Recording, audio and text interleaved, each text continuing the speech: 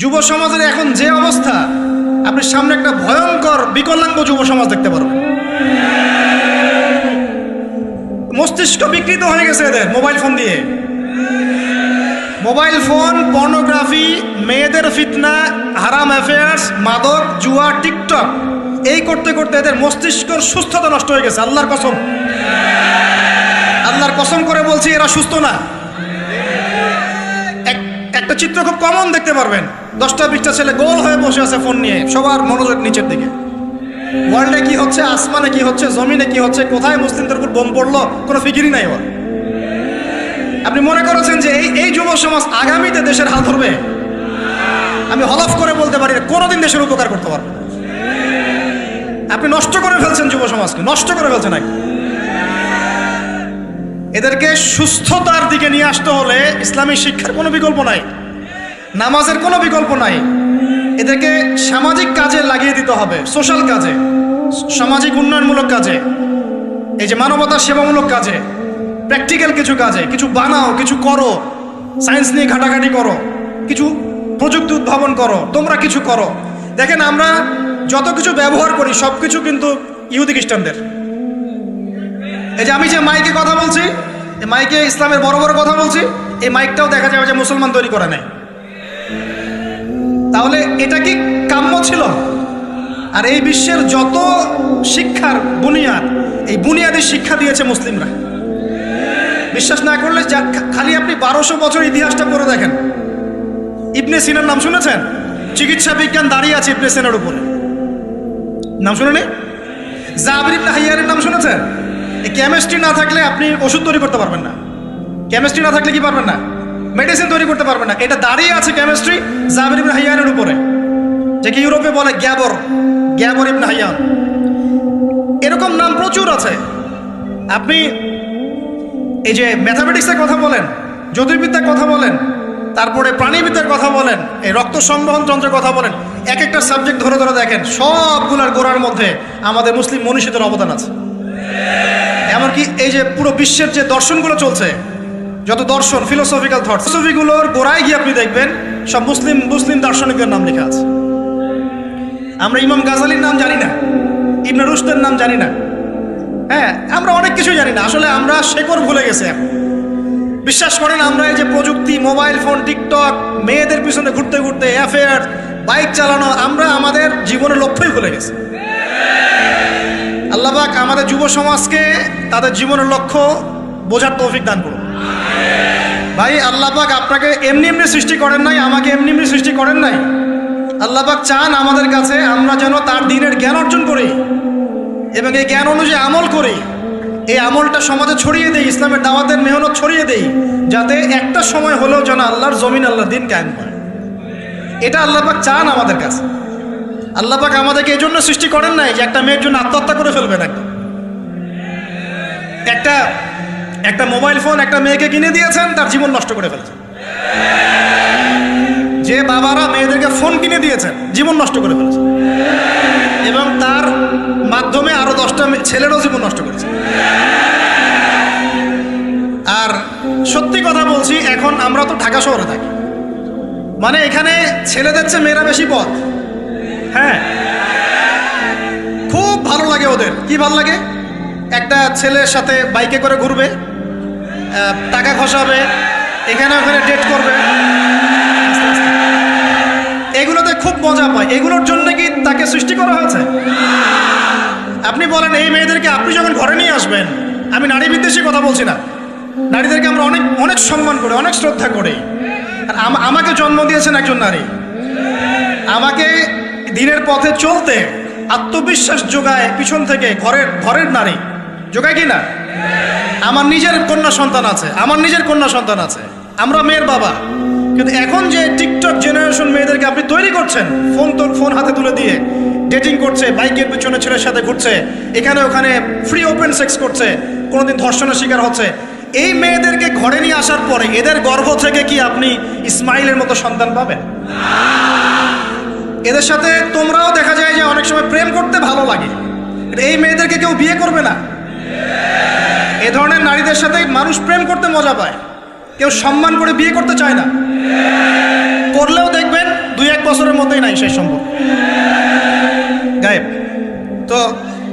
অনেক দূর চলে আসলাম, এত দূর আসতে চাইনি, কথাগুলো কথার পিঠে চলে আসলো যে সমস্যা হচ্ছে গোড়ায় আমরা আমাদের যুবক যুবতী, আমাদের ছেলে মেয়েদেরকে দিনই বুনিয়াদি ইসলামী শিক্ষা দিচ্ছি না।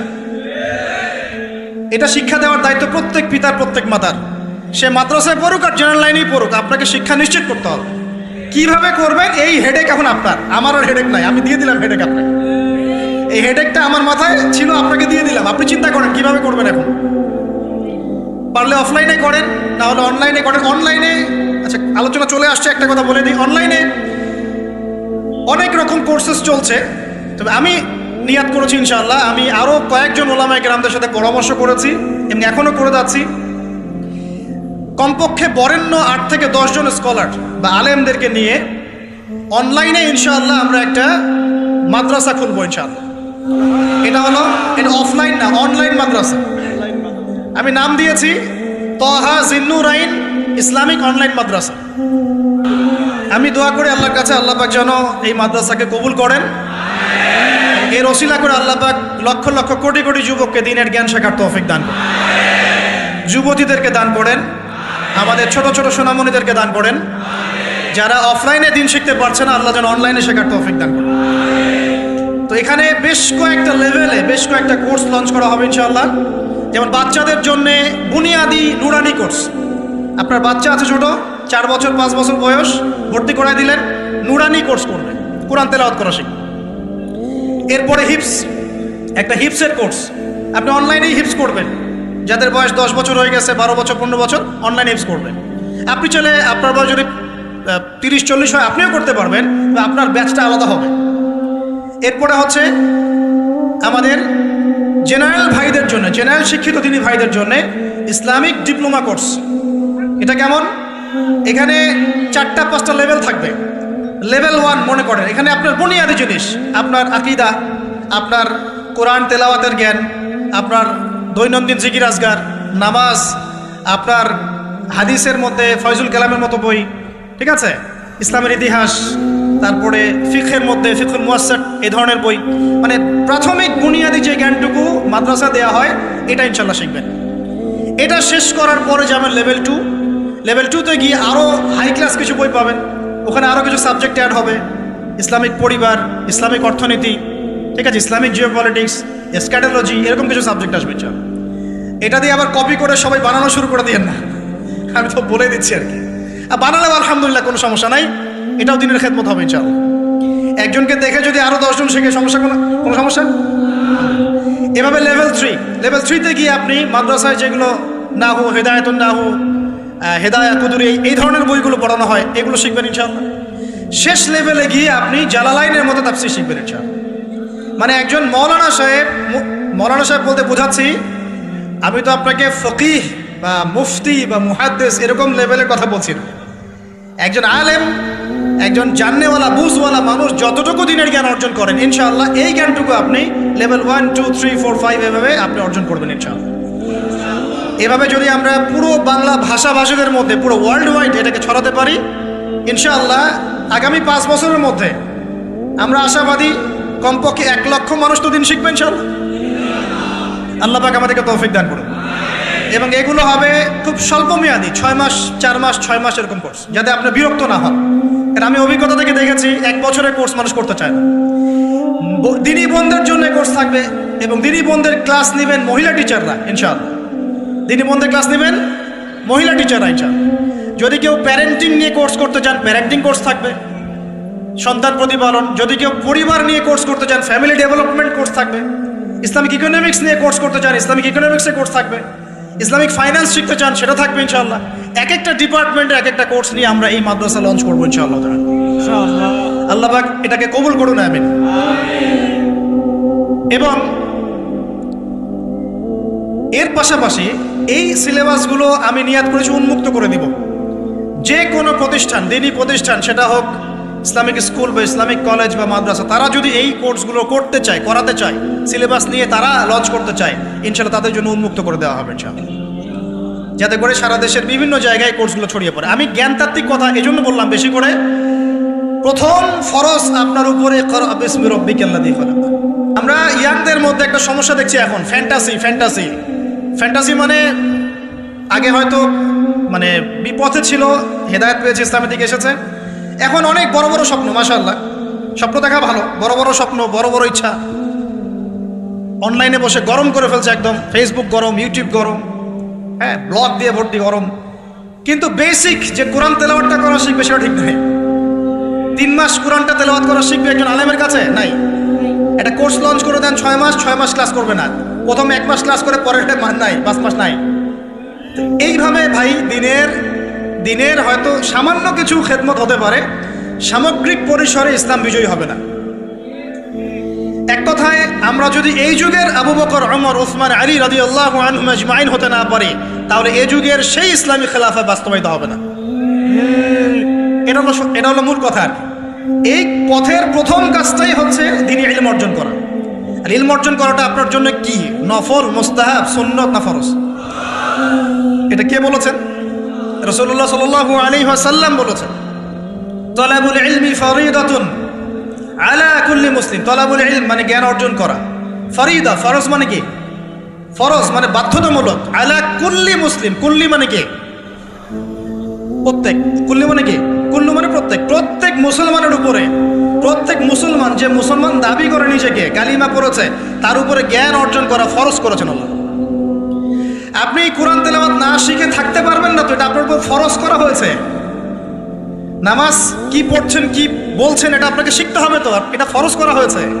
আজান দেওয়া শিখতে হবে, ইকামত দেওয়া শিখতে হবে, ইমামতি করার যোগ্যতা অর্জন করতে হবে। এই মালয়েশিয়ার একটা ভালো জিনিস দেখলাম যে ওখানে প্রাইমারি লেভেল থেকে, মানে স্কুল লেভেল থেকেই এই মাদ্রাসা এবং মানে জেনারেল এটা আলাদা করে করে কোনো প্যাটার্ন করা নাই, এটা একসাথেই প্যাটার্নটা করে দেয়। মানে আপনি স্কুলে ভর্তি হলে, স্থানীয় স্কুলে বা কলেজে যেভাবে তারা সিস্টেম করেছে, ইসলামের বুনিয়াদী শিক্ষাটা বাধ্যতামূলক শিখতে হবে। যে কেউ, তাদের সিভিলিয়ানদের মধ্যে যে কেউ ইমামতি করতে পারে, মাশাআল্লাহ। এটা আমাদের করা উচিত ছিল না? আমরা কি মুসলিম প্রধান দেশের অধিবাসী না? আমরা জোর দাবি জানাই যে শিক্ষা ক্ষেত্রে একটা আমূল পরিবর্তন নিয়ে আসতে হবে ইনশাআল্লাহ। একদম প্রাইমারি লেভেল থেকে ইসলামিক শিক্ষাকে আমাদের দেশে বাধ্যতামূলক করা হোক। মাদ্রাসা শিক্ষা মাদ্রাসায়, আবার সেকুলার শিক্ষাতে, এই দুদিকে চলছে। তাহলে একজন ব্যক্তি যে এই যে স্কুলে ভর্তি হলো, আপনার ছেলে এখানে 10 বছর পড়বে, এসএসসি পরীক্ষা দিবে, এইচএসসি, তারপরে অনার্স মাস্টার্স, এই 20 বছরে ইসলামটা শিখবে কি? যতটুকু শিখছে এই শিক্ষাটা তো প্র্যাকটিক্যালি প্রয়োগও করতে পারছে না। আর এই জায়গা থেকে যখন কেউ উঠে আসছে, তখন সে তো উম্মার দায়িত্ব নিতে পারছে না। তাহলে ব্যাপারটা কি এমন যে আমরা এদিকে শুধু দুনিয়ার চর্চা করব, আর মাদ্রাসা লাইনে যারা পড়ে তারা দিনের চর্চা করবে? দিন চর্চা করার, দিন পালন করার, প্রচার প্রসারের আমাদের কোনো অধিকার নাই? তাহলে এই শিক্ষাটা অর্জন করলে কি আমরা কি সবাই কি খারাপ হয়ে যাব? আমরা যদি ইসলামিক শিক্ষা শুরু থেকে দেওয়ার চেষ্টা করি বাচ্চাদেরকে, প্রাইমারি লেভেল থেকে, আমাদের বাচ্চারা কি নষ্ট হয়ে যাবে? এই জিনিসটা আল্লাহ পাক আমাদের সমস্ত ঊর্ধ্বতন কর্তৃপক্ষদেরকে বোঝার তৌফিক দান। আল্লাহ পাক আমাদের ঊর্ধ্বতন কর্তৃপক্ষদেরকে এই বিষয়টা বোঝার তৌফিক দান যে ইসলামী শিক্ষায় কল্যাণ ছাড়া অকল্যাণ কিছু নাই। এখানে যদি অন্য ধর্মাবলম্বী কেউ থাকেন, সে তার ধর্ম চর্চা করবে, কোনো সমস্যা? আমরা আমাদের ধর্ম শিখবো ইনশাআল্লাহ। তো এই জিনিসটা আমাদের বুনিয়াদী শিক্ষা। এখন যদি আপনি না পারেন, এখন আপনার কাছে ওই পাওয়ার নাই, ক্ষমতা নাই, ইমপ্লিমেন্টের সুযোগ নাই, তাহলে কি করবেন? তাহলে এখন যে আপনি 20 বছর পড়াশোনা করে ফেলেছেন জেনারেল লাইনে, এখন কি করবেন? এখন আপনার জন্যে কিছু অপশন খোলা আছে। এক, স্থানীয় বরেণ্য ওলামায়ে কেরাম যারা আছেন তাদের সাথে পরামর্শ করে সিলেবাস তৈরি করে নিয়ে পড়াশোনা করুন, এটা একটা অপশন। 2, আপনারা কিছু দিনই ভাই ব্যাচ করে করে ওলামায়ে কেরামের কাছে গিয়ে একটা করে কিতাব শেষ করেন। 2, 3, অনলাইনে কিছু কোর্সেস চলছে, এই কোর্সেসগুলো করতে পারেন, কাজে দিতে পারে। কিন্তু তবে অনলাইনে কোর্স অফলাইনের মতো হয় না। অফলাইনে ওস্তাদদের সামনে বসে যে পড়াশোনা, এটা অনলাইনে পাবেন না আপনি, ঠিক আছে?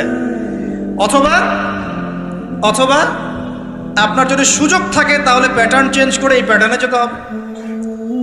এগুলো ছাড়া তো আপনার সামনে কোনো অপশন খোলা নাই। যে আমরা যদি মাদ্রাসাগুলোতে এবং আমাদের শিক্ষা প্রতিষ্ঠানগুলোতে জেনারেলদের জন্য আরবির কোর্স আর মাদ্রাসা শিক্ষার্থীদের জন্য জেনারেল কোর্স রাখি, তাহলে উভয়ে শিক্ষিত হতে পারবে। মনে করেন এই ভাই মাদ্রাসায় পড়েছেন, মাশাআল্লাহ, তিনি মাদ্রাসার সব জ্ঞানই রাখেন আলহামদুলিল্লাহ, কিন্তু সায়েন্স শিখতে পারেন নাই, নামাজ শিখতে পারেন নাই, ওযু শিখতে পারেন নাই। এখন এই ভাইকে কি করবেন? এই ভাইকে ইসলামিক কিছু ডিপ্লোমা কোর্সের আওতায় আনতে হবে, এনে অফলাইন বা অনলাইনে শিক্ষা দিয়ে তাকেও মানুষ করে গড়ে তুলতে হবে। এই তো যদি আমরা চিন্তা করি, আমরা চিন্তা করতে হবে আমাদেরকে জাতি নিয়ে, বড় বড় কথা বলতে হবে না তো।